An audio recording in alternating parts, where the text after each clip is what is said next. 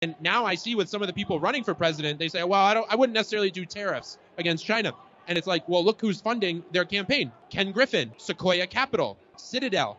And we've seen with Sequoia Capital especially, they do billions of dollars. They have connections through Neil Shen. Yes, Neil Shen. Neil Shen, bad hombre, as we say. Yeah. And he's a CCP agent.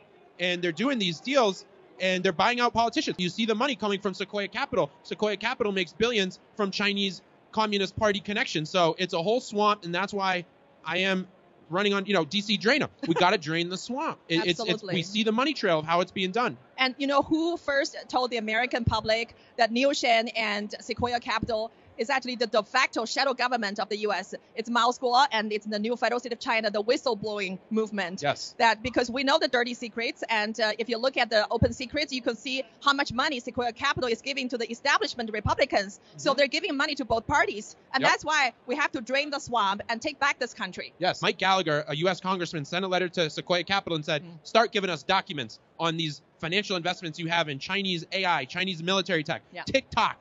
TikTok is poisoning our country, and it's run by the Chinese Communist Party. We cannot have that in our country. Absolutely. There's so many social media are being controlled by the CCP money, including X, including Twitter, because Elon Musk's $44 billion takeover of Twitter is largely financed by Sequoia Capital.